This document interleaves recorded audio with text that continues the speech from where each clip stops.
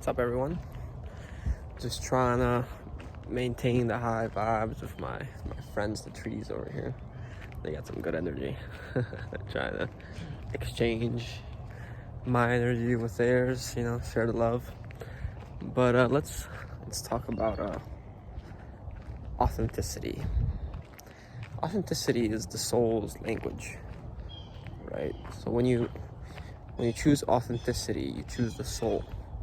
Choose the soul over the ego, which usually will be, or which will be in fear. The ego is designed to create that illusion of separation and of fear, and authenticity is the soul having no regard for that fear, really, and understanding why it is there, but knowing that it is an illusion, and regardless of it, it chooses to be true to itself.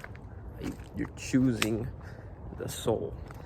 And in these times, I think it's incredibly important to be authentic, because the more people that succumb to their fear, to their egos, to their desire to control others, because their control of others, wanting them to fall in line, bypasses their need to be authentic, right? So if I wear a mask, or I do some sort of thing that makes me feel comfortable and allows me not to face my pain, my trauma, but then I see someone that's fully authentic and that just lives their truth, right? Has no regard for the other, in terms of their opinions, not in terms of hurting them, of course, but in terms of their opinion of their own soul. That will trigger them.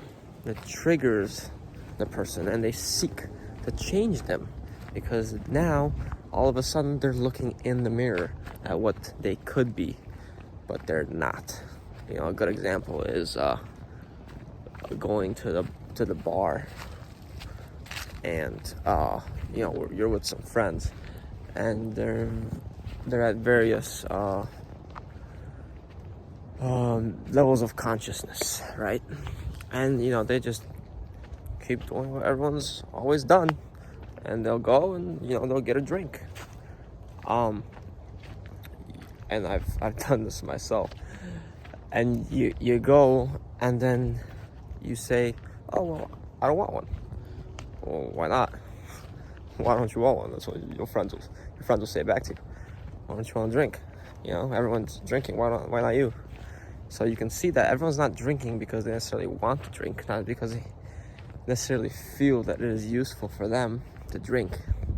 They drink because they want to fit in, because they don't know what else to do. They never questioned it, right? And then when you're not drinking, or when you're not wearing a mask, you're like, wait, why?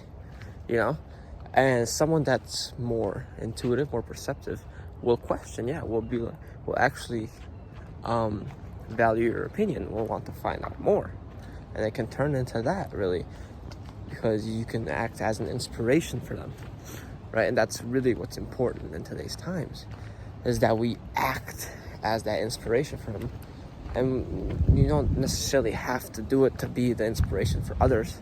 You just have to shine your light as the inspiration for your soul, as your recognition of the soul, because you value the soul. You value yourself more than you do your ego, your want to be the most powerful or the most appealing or anything like that. You understand what your soul desires. It feels natural to follow your soul's desire, because it puts you in a better state, right? So in that example, everyone will be looking in the mirror at you, because they'll start realizing, do I want to drink? Am I just wanting to fit in? Or am I really just an alcoholic? Right? So every time you live your truth, you serve as a mirror for others. And I recently made a video about this too, but it's especially potent in relationships, because your ability to be authentic in the relationship means you won't be placating your partner. You won't be sucking up to them, right? When your partner may ask you, does this dress look good on me? You're strong enough to provide your honest opinion, regardless of the temporary consequences that may suffer. Obviously, you don't want to say, you look horrible, but you give your honest opinion and you explain why you think so.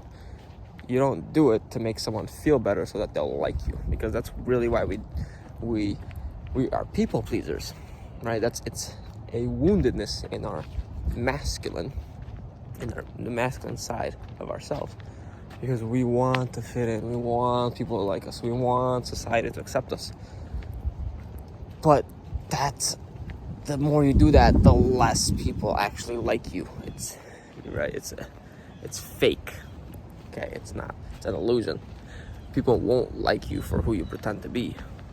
People will see right through that. They can feel it. People will like you if you're real. If you say whatever's on your mind, it's appealing. Not just to women, to everyone. Okay?